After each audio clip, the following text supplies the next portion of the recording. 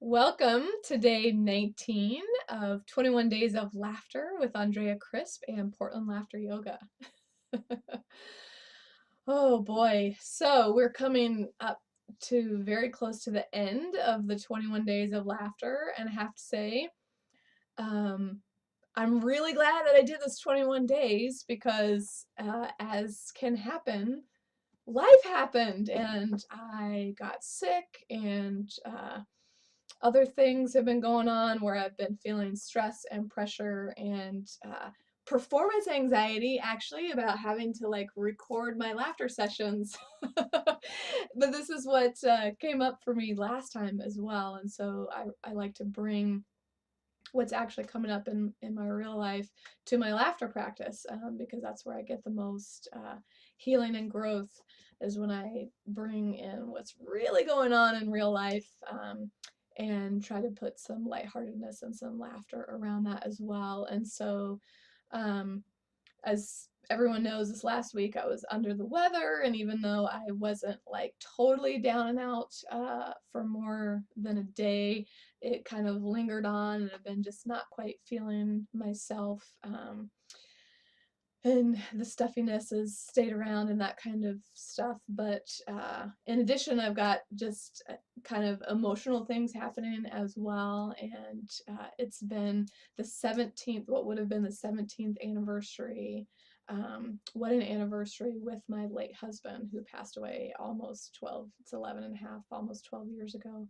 And so that brings up all kinds of like stuff as well. Lots of a good, great memories, and then also of course sadness too. And so just have all kinds of stuff churning up inside. So and even so, in the middle of all of that, doing this 21 days of laughter and sharing the videos, it reminds me how important it is to have this choice and to keep making this choice over and over and over again for my own self-care to laugh even when I don't really want to. And and it isn't about not feeling the emotions because believe me, I've had tears throughout the past 19 days of doing this just as things come up in real life and anger and all these other emotions, and that's totally okay. And we can still choose to laugh and play with those emotions as well, and help that gives me an ability to be able to move through some of that stuff in an easier fashion instead of getting bogged down and stuck in the sadness or the grief. So it's not that I'm not feeling the emotions. You guys are seeing the playfulness and the laughter because that's what we're doing here is deep breathing and laughing together. But I just like to acknowledge that yes, there are still the ups and downs of life, sadness, emotional turmoil that comes up, and anger, and all kinds of other emotions. And in fact, I actually have a printed out list from Byron Katie that I love that I use with clients and with myself when you're not quite sure what the emotion is you're feeling, but it would be helpful to put a name to it. And there's other people who make them as well, but Byron Katie has a free list that you can look up if you Google her that gives you all these different words, descriptor words for different types of emotions. So it's like, okay, within anger, what are all these other descriptor words that you can use? You know, frustrated, being pissed off. There's different ways to talk about it. And sadness, disappointment, there's all these different descriptor words that you can use. And a lot of times it's really helpful to be able to put a word around it, the feeling that you're feeling in your body.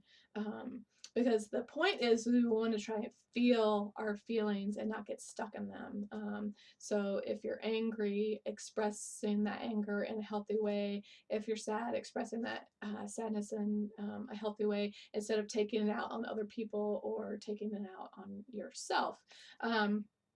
So a huge piece of my self-care is for me to keep making this choice again to laugh. Now this morning I was invited to again go laugh with Chris in a paid gig that he's been doing.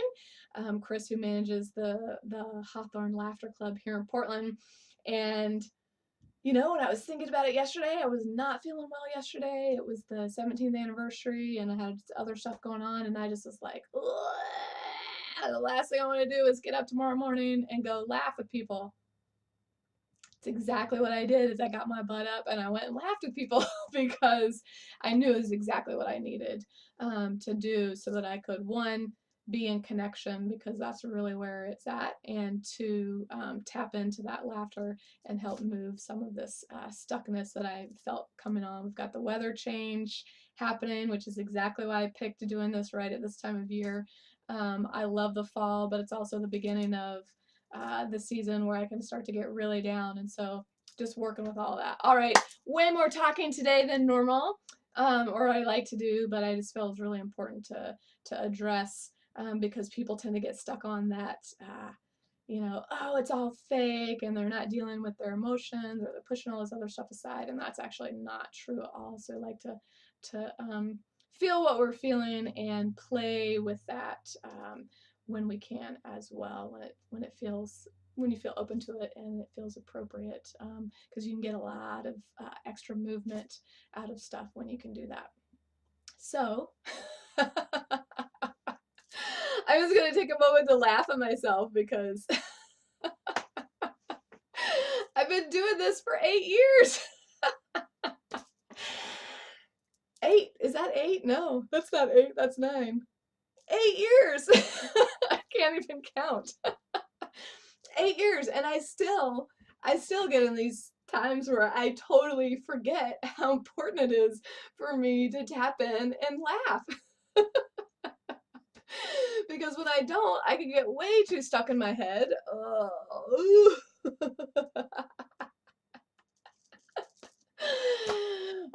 And take myself way too seriously and get way too stuck in the performance anxiety or perfectionism.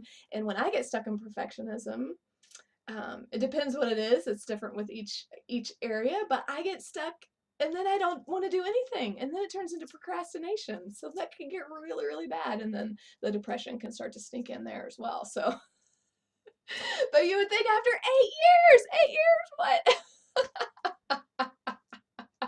So sometimes it's second nature, and other days it is so not. Those old neural pathways start sneaking back in and firing.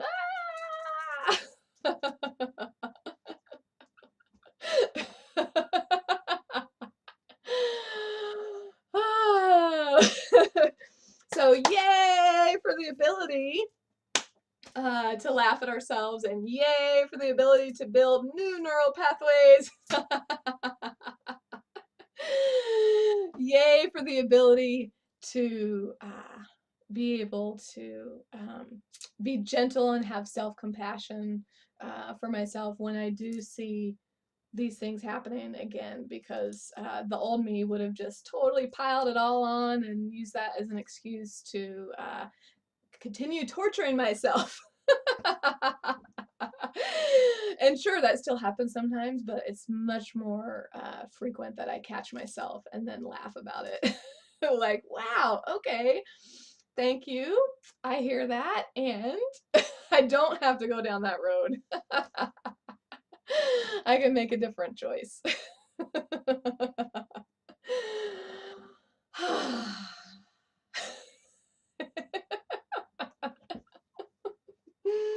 Another laughter exercise that was coming to me as I was thinking about, because I really was not feeling well yesterday, and sure, part of that was because it was the anniversary, but part of that is just this lingering, like, just my immune system's not quite right from being sick, even though I'm not totally down and out like I was, but something's just not quite right. And so it was this under the weather laughter.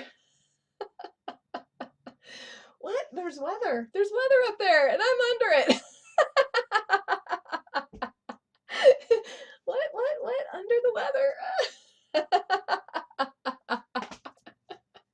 It would be great to do that with an umbrella. Let's all pretend we have an umbrella and we're under the weather. Woo!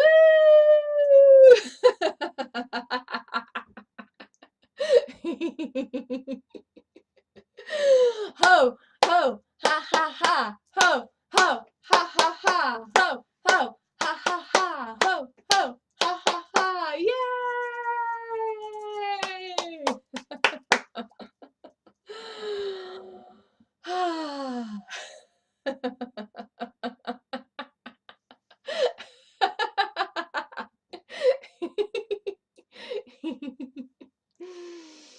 Ah,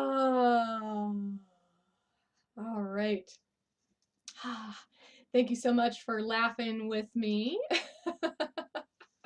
Hopefully you got some laughs in there and were able to laugh at yourself a little bit too.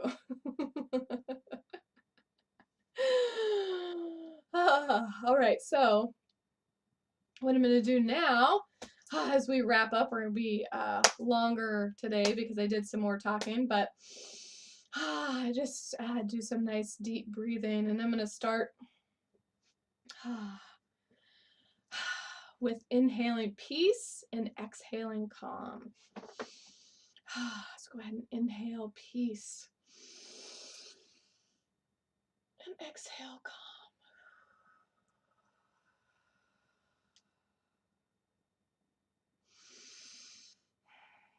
Inhale peace and calm.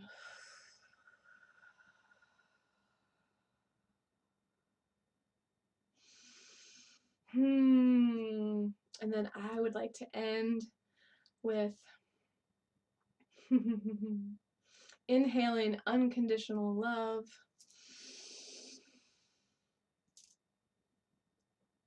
and just exhale love.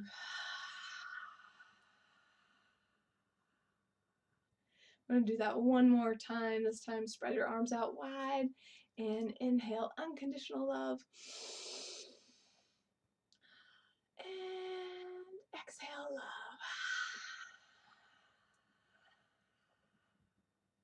love. Give yourself a nice big squeeze. And have a fabulous day. Bye.